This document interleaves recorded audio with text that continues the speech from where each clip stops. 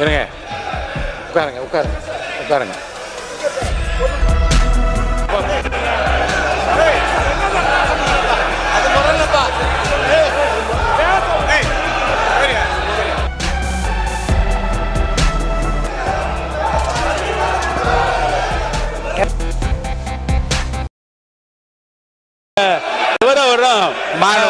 சொல்லிட்டாங்க. உட்காருங்க உட்காருங்க உட்காருங்க. அப்படியே உட்காருங்க, நீங்க உட்காருங்க. இடத்துக்கு போப்போம்.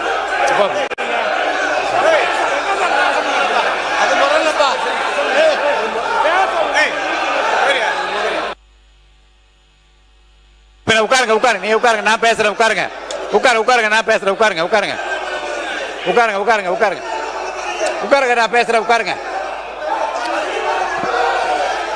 ஏனுங்க மாணவர் உட்காருங்க, நீங்க உட்காருங்க உட்காருங்க உட்காருங்க உட்காருங்க உட்காருங்க உட்காருங்க உட்காருங்க. என்ன இருங்க இருங்க இருங்க, உட்காருங்க உட்காருங்க உட்காருங்க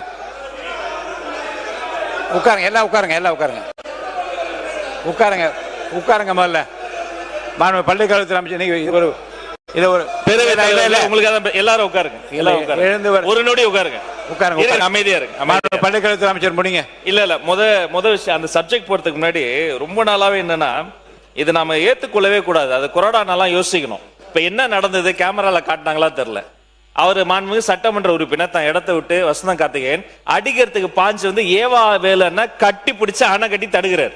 மதிப்பிற்குரிய பூண்டி கலைவாணன் அண்ணன் அங்க இருந்து நடுகிறதுல வந்து அடிக்கிறதுக்கு வராரு. இந்த உருட்டல் மிரட்டல்களாம் பதிப்படக்கூடிய கட்சி தமிழக வெற்றி கழகம் அல்ல. இதை போன்ற நாகரிகமற்று உருட்டுறது மிரட்டுறதுனாலதான் தமிழக மக்கள் தகுந்த தீர்வு கொடுத்து அங்க உட்கார வச்சிருக்காங்க. தொடர்ந்து நான் பாத்துக்கிட்டே இருக்கிறேன். இந்த வேலை எங்க கிட்ட நடக்காது. ஒண்ணு, சபாநாயகருக்கு ஒரு மதிப்பு இருக்கு, சபாநாயகருக்கு ஒரு கண்ணியம் இருக்கு. அவர் எழுந்தா அனைவரும் அமரணும். இப்பவும் இதேதான், இப்பவும் அதேதான். உட்காருங்க, உட்கார்ந்து பேசுங்க, உட்காருங்க, உட்கார்ந்து பேசுங்க. அவர் சபாநாயகர் ஒரு கண்ணியமிக்க பதவி, கொரோனா ஒரு முக்கியமான பதவி. இப்பவும் பாருங்க, எழுந்து நின்று உரிமையில பேசுவது இதெல்லாம் நாகரிகம் கிடையாது. இதெல்லாம் கத்து கொடுத்தாங்களா அவங்க தலைவர்கள்? ஒண்ணு. ரெண்டாவது, நம்முடைய சட்டமன்ற உறுப்பினர் அவருடைய முதல் அறிமுக உரை பேசுகிறாரு. இன்னும் கவனமா உறுப்பினர்கள் பேசும்போது தங்களுடைய கருத்துக்களுக்கு ஆதாரத்தோடு பேசணும். ஆதாரம் கேட்கலாம். ஐந்து முறை அவர் அறிமுக உரையை குறுக்கீடு செஞ்சு 5 முறை பேசிட்டாங்க. அவர் பேசிய கருத்துக்களுக்கு இப்ப நான் பேசுறத இப்பெல்லாம் நாகரிகமா பேசாதீங்க. உட்காருங்க உட்காருங்க உட்காருங்க. அவர் பேசின கருத்துக்களுக்கு ஆதாரம் இருக்கான்னு கேட்கலாம். ஆதாரம் இருந்தா அவர் சபாநாயகர் கிட்ட கொடுக்கலாம். அதை விட்டுட்டு அதாங்க அவர் பேசின கருத்துக்கு சபாநாயகர் ஆதாரம் கேட்டு அவர் கொடுக்கட்டும். அவரை பேச அனுமதிங்க.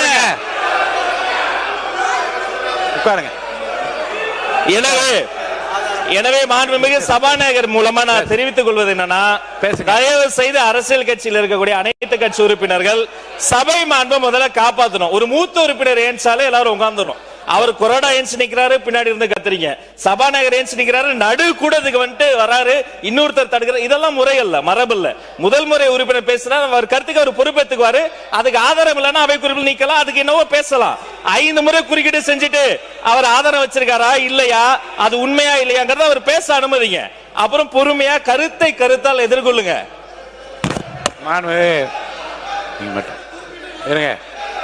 உட்காருங்க உட்காருங்க உட்காருங்க. ரெக்கார்ட்ல இருக்குல்ல, லைவ் பண்றீங்க.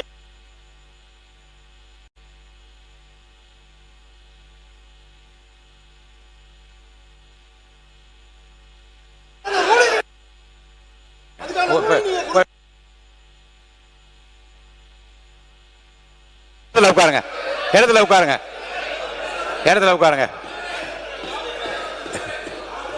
இடத்துல உட்காருங்க.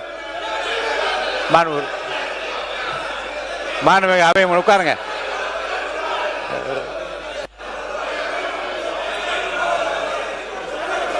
மாணவ உறுப்பினர் உட்காருங்க. மாண்பு அவை முன்னவர், மாண்பு பேரவைத் தலைவர் அவர்களே உட்காருங்க. நீங்க எல்லாம் உட்காருங்க, தயவுசெய்து உட்காருங்க. எல்லாம் மாண்பு பேரவைத் தலைவர் அவர்களே உட்காருங்க. இதற்கு ஒரு முற்றுப்புள்ளி வைத்து அவை உறுப்பினர் பேசியது தவறாக இருக்குமேயானால் அதை வந்து நீங்கள் அவைக்குள் நீக்கிறேன். இல்ல, இல்ல. கண்டிப்பா உறுதியா நீக்குவேன். அவை முன்னவர் வரல, அதற்கான நடவடிக்கை மேற்கொள்ளும். இல்லை மாண்பு நீங்க பேசுறீங்களா? மாண்பு உறுப்பினர் கோவி செழியன் அவர்கள். மாண்புமிகு பேரவைத் தலைவர் அவர்களே, அவை முன்னவர் முடித்து வைத்ததற்கு பிறகும் இந்த சொற்றொடரோடு அவை அடுத்த தொடர் நடவடிக்கை போக வேண்டும் என்பதுதான் எங்களுடைய எண்ணம். அரசியல் ரீதியான பிரச்சனையாக இருந்தால் அரசியல் ரீதியாக பேசலாம், மோதிக்கொள்ளலாம், மணிக்கணக்கில் கூட பேசலாம். மாண்புமிகு கூட்ட மேடையில பேசுவது போல பேசாம கொஞ்சம் முன்னாள் முதலமைச்சர் அதை தான் வலியுறுத்தி கொண்டே இருக்கிறார். ஆனால் ஒரு ஒரு ஒரு சுமூகமாக போக வேண்டிய ஒரு சமுதாய பிரச்சனையை பேசும் பொழுது, மத சம்பந்தப்பட்ட பிரச்சனையை பேசும் பொழுது பேசுபவர்களும் வார்த்தையை பார்த்து பேச வேண்டும், கேட்டுவிட்டு பதில் சொல்பவர்களும் வார்த்தையை பேசினால்தான் வெளியில் இருப்பவர்களுக்கு ஒரு பாதுகாப்பான நிலையை சட்டமன்றம் விரும்புகிறது என்ற பொருள். அதன் அடிப்படையில் தான் மாண்புமிகு மதுரை உறுப்பினர் பேசும் பொழுது தீவிரவாதிகள் என்று திமுக சொன்னார் என்று வார்த்தையை மட்டும் பிடிச்சுக்கிறது. பிளீஸ், அந்த வார்த்தைக்கு ஒரு ஆட்சேபனை தெரிவித்தமே தவிர அவர் பேசுவதில் நாங்கள் தலையிடவில்லை. அதன் பிறகு சகோதரி பேசினார். அவர்கள் தரப்பு அப்படி என்றால் நாங்கள் இஸ்லாம் மக்களுக்கு செய்த சலுகைகளை சொல்லுகிறோம். எனவே இரண்டும் ஒளிபரப்பாய் கொண்டிருக்கிற நேரத்தில் ஏற்பட்ட இடர்பாடை தவிர தயவு செய்து என்றைக்கும் திராவிட முன்னேற்ற கழகம் இஸ்லாம் மக்களுக்கு பாதுகாப்பாரன் என்பதை பதிவு செய்து அடுத்த கட்ட நடவடிக்கை போகுமாறு கேட்டுக்கொள்கிறேன். அவர்கள் வந்து நீங்க வந்து உங்க இடத்துல நின்று பேசுங்க.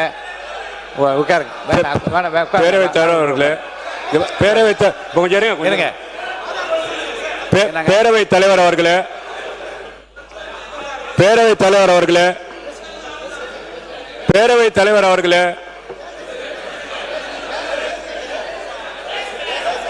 பேரவைத் தலைவர் அவர்களே, நீங்க வந்து பாத்தீங்கன்னா இங்க நான் தவறா பேசியிருந்தா கேட்டுக்கோங்க. ஒரு நிமிஷம் சொல்லிடுறேன். உங்களை நான் அனுமதிக்க போ. நீங்கள் மேற்கொண்டு பேசுகிற விடயங்கள் ஆதாரபூர்வமாக இருந்தால் இருங்க, வந்து ஆதாரத்தை என்கிட்ட காட்டி விட்டு பேச நான் அனுமதி அளிக்கிறேன். இருங்க, உட்காருங்க, இருங்க. அதுக்குள்ள வந்து மாண்புமிகு உறுப்பினர் தமிமுன் அன்சாரி அவர்கள். மாண்புமிகு பேரவை தலைவர் அவர்களே, மதிப்புமிக்க இந்த பேரவையில முன்வைக்கக்கூடிய கருத்துகள் பேரவைக்கு வெளியே சட்டம் ஒழுங்கு பாதிக்கப்படுவதற்கு துணையாக போய்விடக்கூடாது. இங்கு இருக்கக்கூடிய மாண்புமிகு உறுப்பினர்கள் அனைவருமே சமூக நல்லிணக்கத்தின் மீது இயல்பாகவே நாம் அக்கறை வைத்திருப்பவர்கள், உருதாய் மக்களாக வாழ்ந்து கொண்டிருப்பவர்கள். அரசியலிலே ஆளுக்கு ஒரு கூட்டணியில இருக்கலாம், ஆளுக்கு ஒரு கட்சிகளிலே இருக்கலாம், அது அவரவர் தனிப்பட்ட விருப்பங்கள், நிலைப்பாடு. ஆனால் உணர்ச்சிகரமான ஒரு விவகாரத்தில் பொறுப்பற்ற முறையில கருத்துக்களை பதிவு செய்வதெல்லாம் நீங்கள் ஏற்கக்கூடாது. இதற்கு ஒரு சில விஷயங்களை நான் இங்கே விளக்கம் அளிக்க விரும்புகின்றேன். பாட்டாளி மக்கள் கட்சியுடைய உறுப்பினர் சகோதரர் கணேஷ் அவர்கள் இங்கே குறிப்பிட்டார். என்னை பேச விடுங்க, என்னை பேச விடுங்க, என்னை பேச விடுங்க. நான் உங்களுக்கு நன்மையாக தான் நான் பேச போறேன். இங்க இருக்கக்கூடிய முன்வரிசை அமைச்சர்களாக இருந்தாலும் சரி, பின்னால் இருக்கக்கூடிய ஆளுங்கட்சி உறுப்பினர்களாக இருந்தாலும் சரி, பதற்றத்தை உருவாக்குவதில் நீங்கள் யாரும் ஆர்வம் காட்ட மாட்டீர்கள் என்பது எனக்கு தெரியும். நான் சொல்ல விரும்புவது என்னவென்று சொன்னால், ஒரு அவையிலே ஒரு கருத்து வந்த பிறகு முழுமையாக பேசுவதற்கு வாய்ப்புகளை வழங்க வேண்டும். அது திராவிட முன்னேற்ற கழகமாக இருந்தாலும் சரி, அண்ணா திராவிட முன்னேற்ற கழகமாக இருந்தாலும் சரி, அதுக்கு முந்தைய காங்கிரஸ் ஆட்சியாக இருந்தாலும் சரி, தமிழ்நாட்டில் ஆட்சி செய்கின்ற போது மதக்கலவரங்களை அவர்கள் ஒடுக்கியிருக்கிறார்கள், கட்டுப்படுத்தியிருக்கிறார்கள், மதவாதத்தை தடுத்திருக்கிறார்கள். எல்லாவற்றையுமே நாம் பாராட்டுகின்றோம், மனதார ஏற்கின்றோம். ஏனென்று சொன்னால் சிறுபான்மை மக்கள் சவளை பிள்ளைகள். தங்களுக்கு யார் ஆதரவாக இருந்தாலும் அரவணைப்பாக இருந்தாலும் அவர்களை கொண்டாடுவார்கள். இந்த நிலையில ஒரு பாராட்டையும் நன்றி நான் தெரிவிக்க கடமைப்பட்டிருக்கின்றேன். ஏனென்று சொன்னால் சூழ்நிலையை புரிந்து கொண்டு மாண்புமிகு அமைச்சர் அவை முன்னவருடைய வேண்டுகோளையும் ஏற்று, அண்ணன் செங்கோட்டையன் அவருடைய வேண்டுகோளையும் ஏற்று சர்ச்சைக்குரிய விஷயங்களை அவை குறிப்பிலே நீக்கிவிட்டோம் என்று சொல்லிவிட்டீர்கள், வரவேற்கிறேன். கூடுதலாக ஒரு செய்தி, சர்ச்சை அல்ல, இங்கே நம்முடைய பாட்டாளி மக்கள் கட்சி சகோதரர் கணேஷ் பதிவு செய்தார். இந்த முஸ்லிம்களுடைய இடஒதுக்கீட்டுக்காக அதிகமான மண்டல மாநாடுகளை நடத்தியவர்கள் நாங்கள் என்று சொன்னார், அது உண்மை. அதே போன்று களத்தில் மிகப்பெரிய போராட்டங்களை நடத்தியது தமிழ்நாடு முஸ்லிம் முன்னேற்ற கழகமும், அதனை அடுத்து தமிழ்நாடு தௌஹீத் ஜமாத் என்பதும் வரலாறு. இதே பேரவையில் கலைஞர் அவர்கள் இருந்த பொழுது இதே கோரிக்கையை வலியுறுத்தி இந்திய தேசிய முன்னாள் தலைவராக இருந்த மரியாதைக்குரிய சம்ஸ்ரே மில்லத் அவர்கள் பேசினார்கள். பாட்டாளி மக்கள் கட்சியுடைய தலைவராக இருந்த ஜி கே மணியண்ணன் பேசினார்கள். காங்கிரஸ் கட்சியில இருந்த அண்ணன் ஹாரூன் எம்பி அவர்கள் பேசினார்கள். இப்படி பலரும் பேசியிருக்கிறார்கள். 2006 ஜெயலலிதா அம்மா அவர்கள் முதலமைச்சராக இருந்த போது இதற்காக ஒரு ஆணையத்தையும் அமைத்தார்கள். எல்லாருடைய வேண்டுகோளையும் ஏற்று கலைஞர் அவர்கள் நீண்ட காலமாக இந்த மக்களுடைய வலியை புரிந்து கொண்ட காரணத்தினாலே, இயல்பாக அந்த சமுதாயத்தோடு ஒரு பிணைந்த உறவு வைத்திருந்த காரணத்தினாலே அவர் 2007ஆம் ஆண்டு இந்த முஸ்லிம்களுக்கு 3.5%, கிறிஸ்தவர்களுக்கு 3.5% கொடுத்தார்கள். இதுல மாறுபட்ட கருத்து இருக்க முடியாது. எல்லா கட்சிகளும் அதை ஆதரித்தார்கள். இந்த அவையில ஆதரிப்போடு அது வெளிவந்திருக்கிறது. இது ஒரு பாராட்டத்தக்க மகிழ்வான வரலாறு. இந்த நிலையில இணக்கத்தை பாதிப்பை ஏற்படுத்தக்கூடிய வகையில எந்த கருத்தையும் யாரும் இனியும் சொல்ல வேண்டாம் என்ற அன்போடு நான் கேட்டுக்கொள்கிறேன். இந்துக்களும் முஸ்லிம்களும் தாய் பிள்ளையாக இருக்கக்கூடிய அற்புதமான ஒரு பூமி இது. இந்த பூமியில நாம் எல்லோரும் ஆச்சரியமின்றி மகிழ்ச்சியாக வாழ வேண்டும் என்று நிலையில் இருக்கின்ற பொழுது பேதத்துக்குரிய கருத்துக்களை கூறி இணக்கத்தை பால்படுத்தக்கூடிய எந்த கருத்துகளையும் நீங்கள் அனுமதிக்க வேண்டாம் என்று கேட்டு அமர்கிறேன். நன்றி. மாண்பு உறுப்பினர் அதார் பதுரன் அவர்கள் நீங்க என்ற ஆதாரத்தை காட்டி விடுங்க. ஆதாரத்தை என்னிடம் காட்டிவிட்டீர்கள்.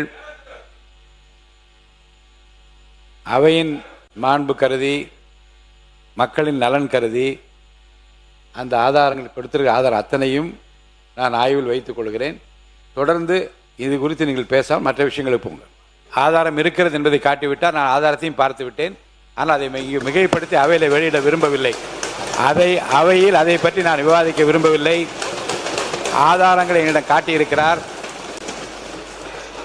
அவை குறிப்பிலும் இருக்கிறது. அதையெல்லாம் நான் வெளியிட விரும்பவில்லை, விவாதிக்க விரும்பவில்லை. அவையின் மாண்பு கருதி, மக்கள் நலன் கருதியும் அந்த விஷயத்தவிர மற்ற விஷயத்துக்கு நீங்க போங்க.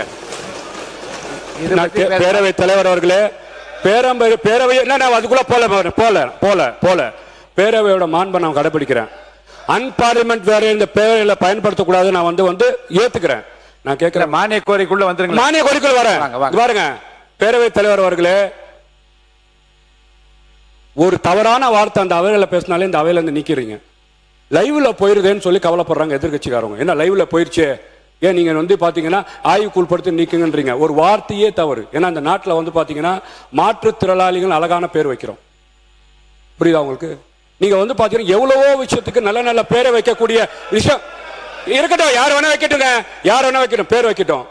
ஆனா நான் ஒரு சமுதாயத்தில் பிறந்திருக்கிறேன், ஒரு சமுதாயம் சார்ந்தவனா இருக்கிறேன். 1999 என்னை பார்த்து, என் சமுதாயத்தை பார்த்து இஸ்லாமிய மக்கள் எவ்வளவு பாதிக்கப்பட்டிருப்பாங்க. என் உணர்வை பேசுறேன், என் உணர்வை பேசுறேன். அண்ணன் தமிழ் அன்சாரியும் பேராசிரியர் ஜவஹர்லால் அவர்களும் இது இல்லாத மாதிரி பேசுறாங்க. தமிழ்நாடு முஸ்லீம் லீக் பேரே பதியப்பட்டிருக்கு.